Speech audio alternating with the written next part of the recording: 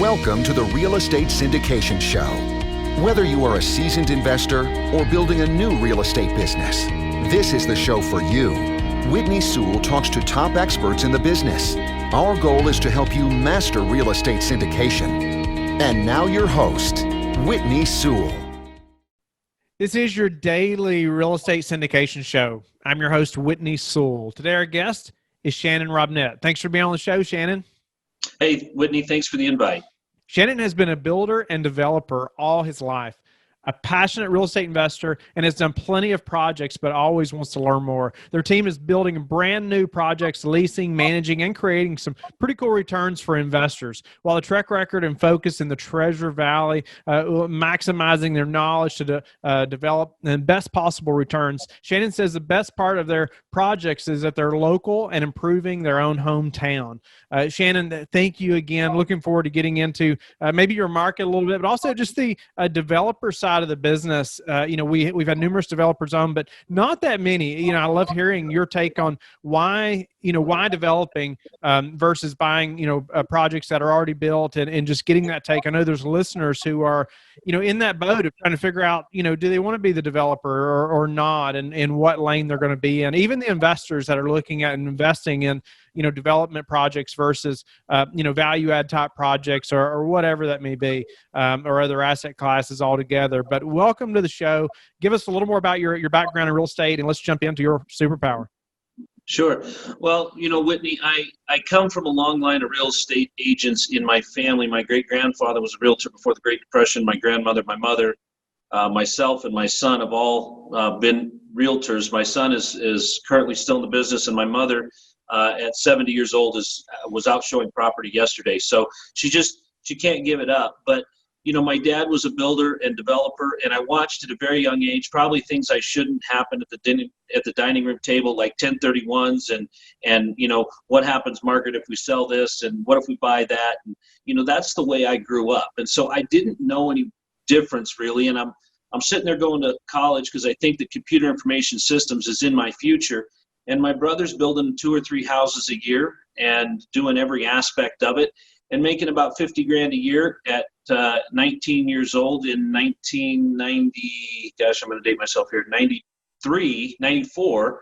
And I thought, you know what, that's the way to go. This college thing can wait. So I went and jumped back into that, the family business, if you will.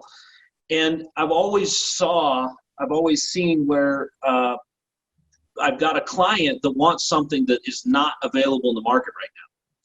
Whether that's a warehouse building, whether that's a multifamily project, whether that's something. And I see where commercial real estate trades at a retail price. It trades at what the rents are. It trades at, something more than what the sticks and stones cost. And I've always seen where I can build at wholesale. I can go buy the lot. I can go build the product. And unlike a residential home that trades at some sort of a emotional value plus costs involved and kind of create something there. Commercial, you can really upsize your potential because you're able to take sticks and stones, put income to it, and if your formula is correct, you can create 25 to 35% in initial value that you really can't create anywhere else, and that's by creating the actual mechanism the first time. No, that's so interesting. I know there's a lot of people drawn to development because of what you just said. And could you just dive in a little bit to some of the other pros and cons that maybe not normally known, to the new investor?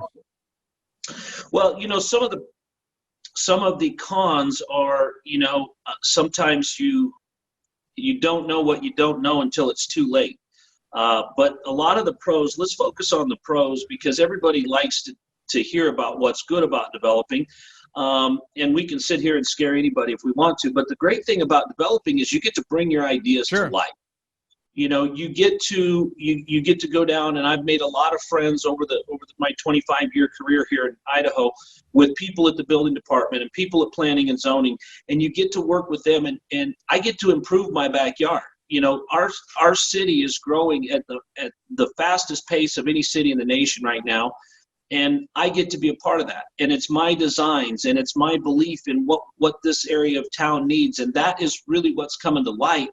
And I've always kept the idea, I've always kept the thought process, and I've walked into every deal like I'm the dumbest guy in the room, and I've asked a lot more questions than I have said my opinion, and I've always been able to get people to help me bring that dream to life, so that at the end of the day, what we're seeing happen is we're seeing a raw piece of land turn into a commercial investment that is of benefit to the whole community, and then out of that, we're able to create a significant upside for the investors in that development project. Nice. No, that is awesome. And I know, you had mentioned even before the show, just the importance of being able to tailor an investment for the investor and creating the deal around that. Could you just dive into that a little bit? I think it's just an interesting take on that, and it's important to be able to do that and know who your investors are and what their desire and need is. Well, Whitney, again, I'd love to think I came up with something groundbreaking, but it really came to me when I was having an argument with my dad. And I wouldn't call it an argument, and more of a heated discussion that he was losing. But the reality was, my father is 70 years old. He's at a place in his life where he's very comfortable. And what he wants to do is put his capital to work and live on about a 7 or an 8% return. But he wants a lot of safety in that. And I'm at a place in my life where I don't have enough of a pile yet to kick into a 7% return and live to a standard that I'm going to be comfortable with and know that I'm done doing what I do. And I think that a lot of times when people look at investments, they can't find one that fits them. And I look at, there's growth scenarios where you're looking to grow your pile of money and you got $100,000 and that's a 7% return and a 10-year commitment means that now I'm going to be 57 years old and I'm only making 7%, and that will grow. That will definitely get bigger. But at the end of the day, can I grow quicker? And can I grow different? And what we do in a lot of cases is we have a growth syndication where we take investors and we say, okay, listen, I'll give you a perfect real life example. We did a project we're in the process of right now. The value to build it, the cost to build it was $5.3 million. The appraisal came in December of last year. It's $6.3 million. And I needed to raise $1.8 million in capital. I put in $250,000 of my own money and raised $1.5 million beside that. Those investors were there for one purpose, and that purpose was to build that project out. We went and got a bank loan. We're in the process of building that out. We've already got offers coming in on the project that are well over the appraised value. And when we get that project full, those investors will make money and be bought out of that, but the only goal was to get it built. So after 12 or 14 months, those investors will receive, I don't want to brag, but over 35% return because of the value of the project. That's pretty amazing in 12 to 15 months. It is. And then most of those investors, they used the self-directed IRA, which protected them from the tax implications of what happened there. They put it back in there and they're standing in line for the next syndication to be built. And with that, they're able to grow their nest egg to the point that after doing that for 10 years, now they have a pile of capital that they can invest in a syndication that might take 10 or 12 years down the road, or a 5-year exit plan and a 19% IRR, which will put them in a great place.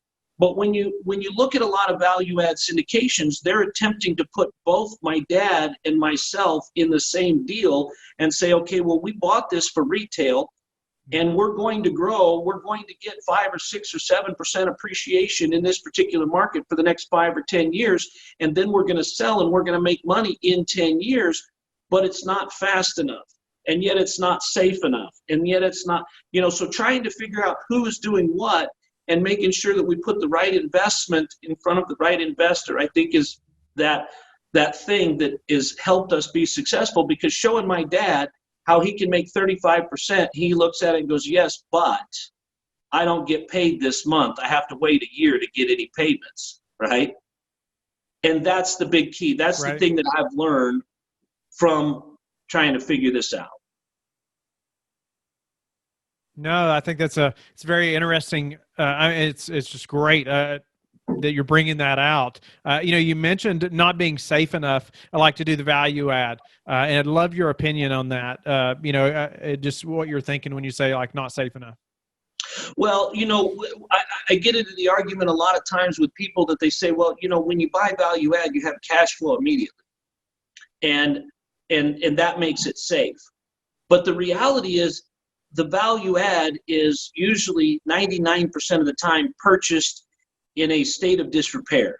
That you're buying it for, let's say you're buying it for a 5.5 cap in a 5.5 cap market. Maybe you're buying it at a 5.5 cap in a 6 cap market, and then you're putting in another $10,000 or $15,000 a door in capex. So you're really over market at the time that your syndication is now looking for that forced appreciation. And what we've seen in market cycles is there's a cooling spot in the market. And COVID has definitely been a bit of a cooling spot in this market.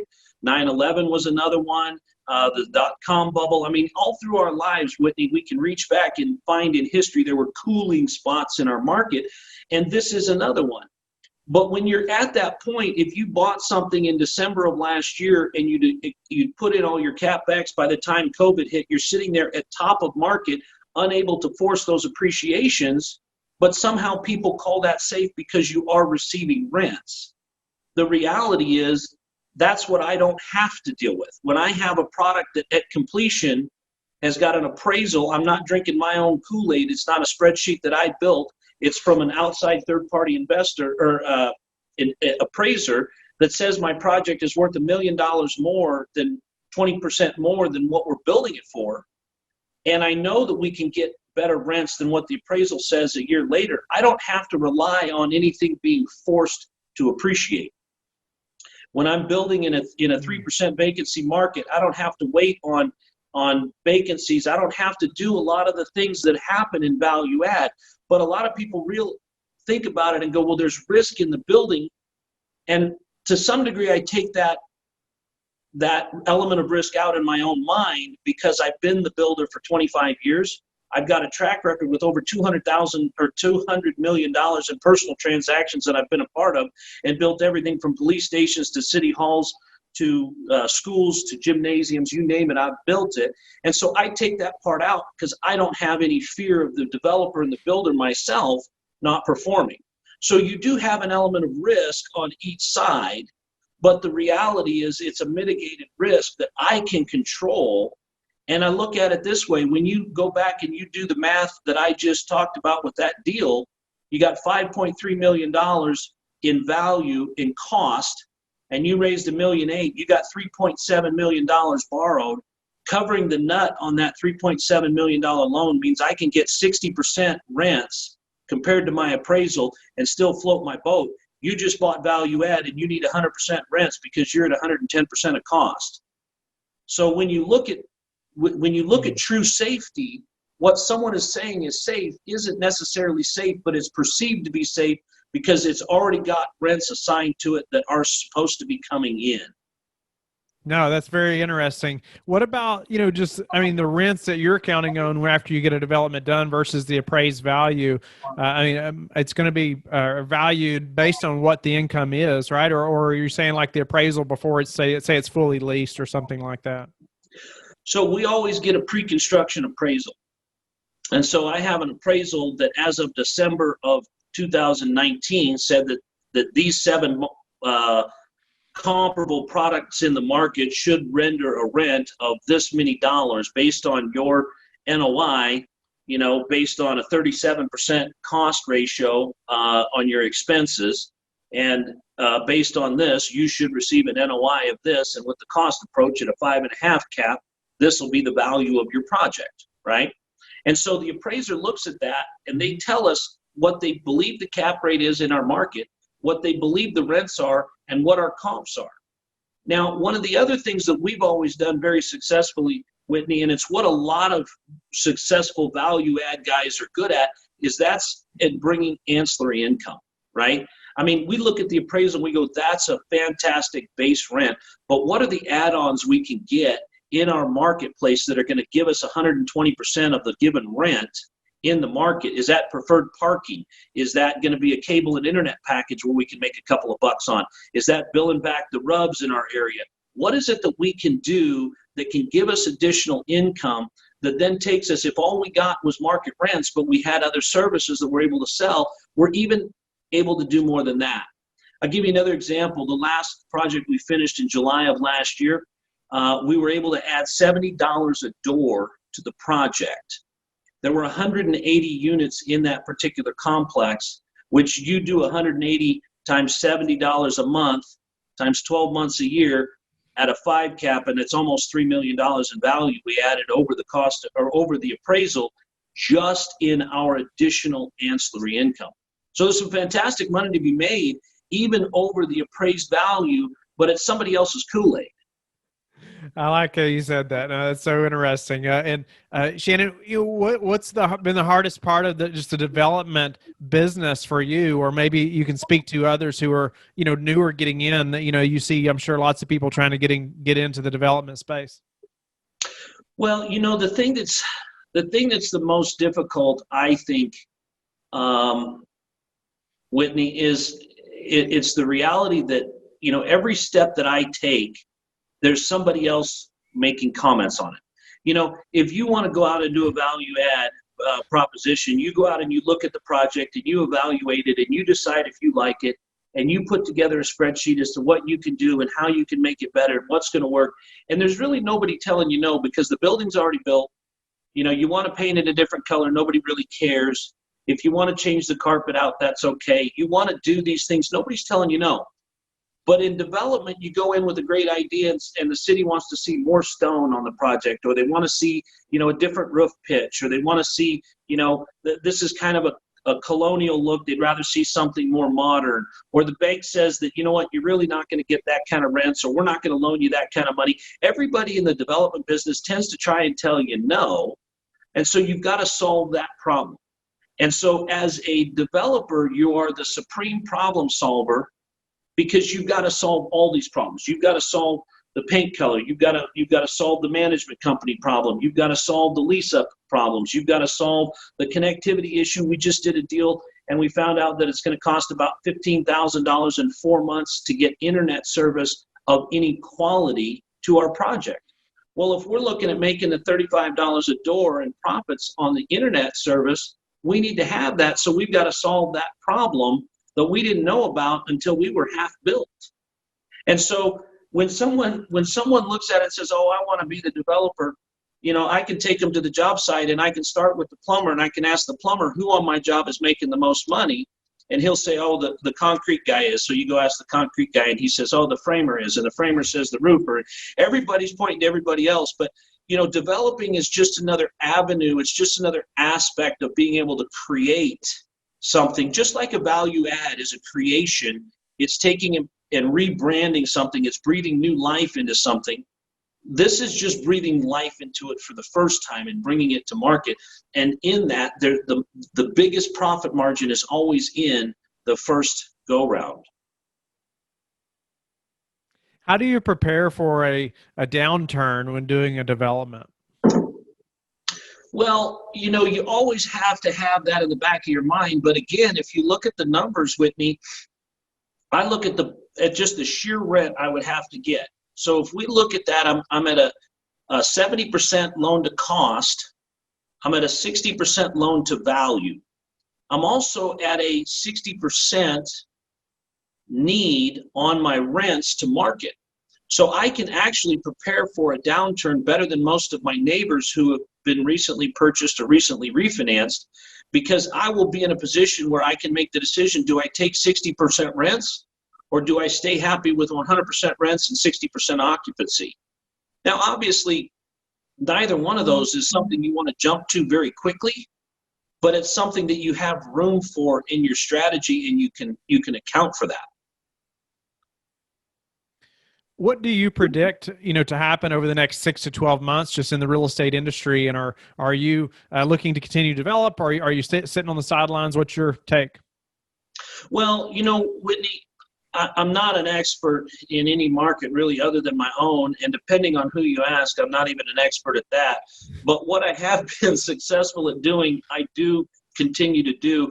And what I've really seen, Whitney, is over the last 6 months, Idaho has been a market that a lot of people have overlooked, but a lot of people have been moving here year over year for quality of life. And with what's happened in the economy in the world lately, where people can take their jobs and pick where they want to live, we've seen an uptick in our market that will last for the next several years. We have no vacancy. We have no product on the market. So we are very bullish on what's happening, because regardless of what happens on a national level, Idaho will continue to pick up people who are tired of living in big cities when bad things happen. You know, I mean, let's all agree that San Diego is a phenomenal place to live unless the power goes out and you're stuck with 4 million of your closest friends fighting over the last taco in town, you know?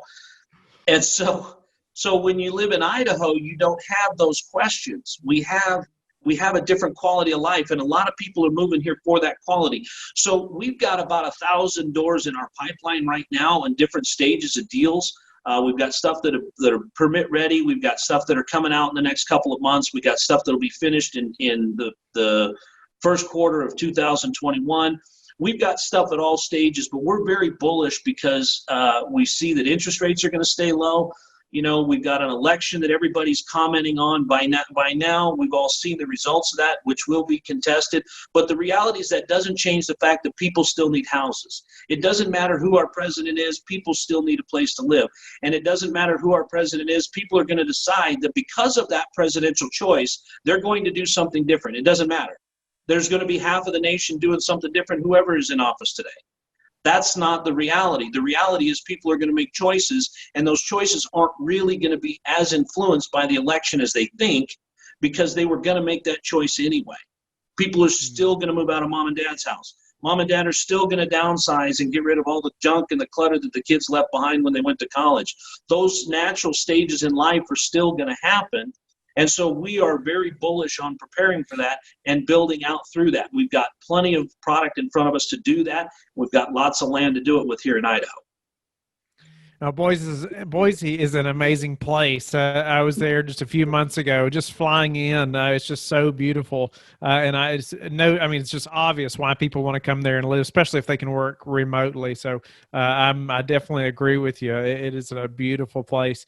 Shannon, you know, to achieve a success in almost any business, specifically in real estate, I just believe people have to have a high level of self-discipline. And how did you gain such a high level of self-discipline? Wooden spoon. My parents. I love that.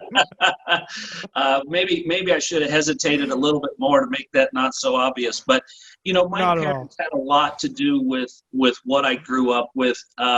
You know, I considered it slave labor when I was working. You know, every Saturday you'd have to go to work with Dad. It was teaching me how to deal with life and how to work and how to really be of value to myself and to be able to create income for myself. And I carry that on through life because I knew that I wanted things. And I remember having the conversation with my dad. I was about 21 years old. My first child was very colicky. It was my only child at the time, was very colicky, and was up all night, and I was working late, and I was working 2 jobs, and I was trying to, you know, do these 2 things and start a company and do all this stuff. And I asked my dad, is this all it is? He says, for about the next 30 years, this is all it is, son. But then after that, you'll have some things. And I said, like what? He said, aches and pains. And I realized at that point that life wasn't going to hand me anything if I didn't dig in and get after it.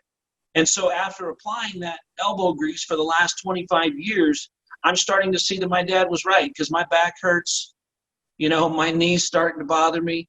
But life is getting a little bit easier because I've gotten used to the routine of getting up at 5 in the morning and being at work at 6 and working until the work is done. And that's been my routine, and I've stayed after that.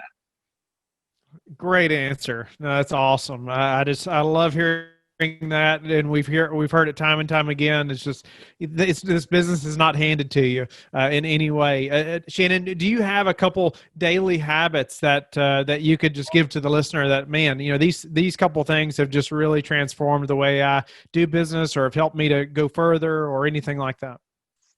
You know, the reality is the biggest habit that I think I've continued in my life is to continue to educate myself.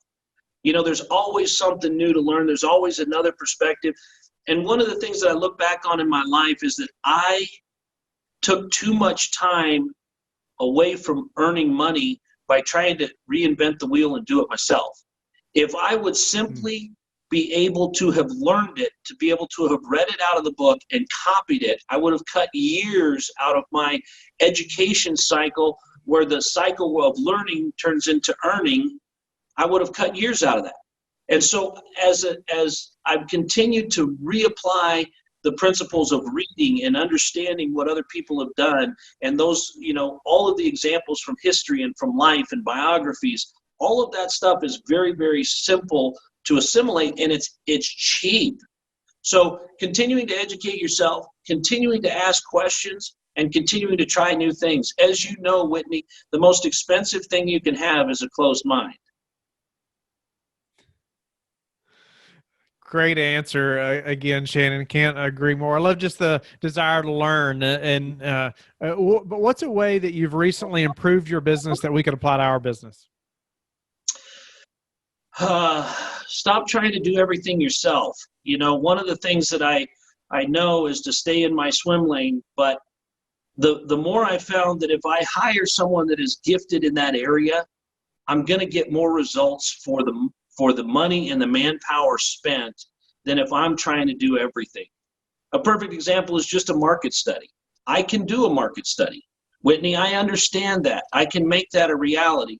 But the reality is I can pay for a market study, go do what I do, actually make more money than the market study cost, have it done by an expert in my market, and get expert results that are going to serve me better. Well, I went and made more money than that cost if I'd have done it myself. And that's the truth that we all battle, is having the money. We've got to pay something when it doesn't cost for us to do it, but there is an opportunity cost that we have to give up for that to truly happen.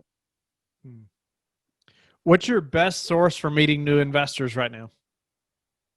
My best source for meeting new investors is really networking with people like yourself. Being out there on social media is a great spot, but really become a thought leader in your area. Be good at what you're advising on. I only advise on ground up development. I couldn't honestly tell you what would be wrong with your model in a value add. I couldn't tell you what your weaknesses are on that. I don't even pretend to know. What I do know very well, I believe I can be an expert opinion on, but I stay in my swim lane. And when people see that I know what I know, then they tend to gravitate toward that, because they resonate with the development type that I'm looking at. They resonate with the investment model that I'm pursuing. I'm not pursuing a 10-year investment. I'm pursuing a 12 to 36-month investment with much higher returns, but there's a reason why we're doing it, because our pile of cash isn't big enough. And when people understand that, they resonate with that and they gravitate towards that. And instead of trying to be everybody for everybody, or be all things for everybody, if I'm just true to what I know, the people that resonate with that will be attracted to me. And I think just finding platforms like this that allow people to see what it is I do and why it's different, I think are excellent avenues for me. What's the number one thing that's contributed to your success? Hard work. I was recently joking with my brother, who moved to a resort town 10 years ago and is now the number one builder in that resort town. He's bigger than number 2, number 3, and number 4 combined. And I was teasing him about being an overnight success. It only took him 10 years to prove it, right?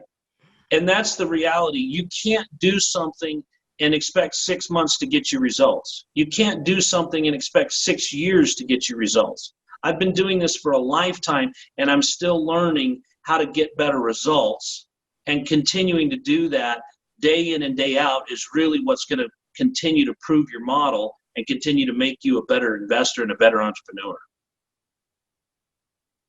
How do you like to give back? Oh man, I love being a part of the community. I love we've done a lot of partnering with Habitat for Humanity. I love being a part of charities and things like that, where you can not only give back to the community, but you can improve your community. And that's the thing that I have the opportunity to do every day with my development, because we only invest and deal in Idaho. I'm able to improve my community with taking a bare junk covered lot and turning it into a place for people to live. And then working on other ways to improve our community by being involved in different boards in town. Shannon, I'm grateful for your time. It's a pleasure to personally get to meet you, and I know the listeners feel the same, just getting introduced to you and getting to better understand why you love development and why you've been in it this long, and just the results from hard work. There's nothing can just replace the consistent, massive action, and you're definitely an example of that. And so grateful for your time. Tell the listeners how they can get in touch with you and learn more about you. Well, yeah, so ShannonRobnettIndustries.com is where we're at, or My Vertical Equity for investors. MyVerticalEquity.com is where we're at.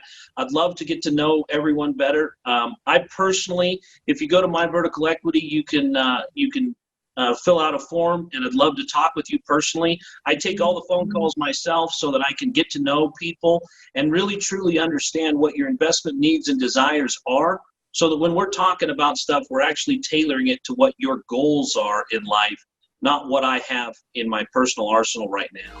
Thank you for listening to the Real Estate Syndication Show, brought to you by LifeBridge Capital. LifeBridge Capital works with investors nationwide to invest in real estate, while also donating 50% of its profits to assist parents who are committing to adoption. LifeBridge Capital, making a difference, one investor and one child at a time. Connect online at www.lifebridgecapital.com for free material and videos to further your success.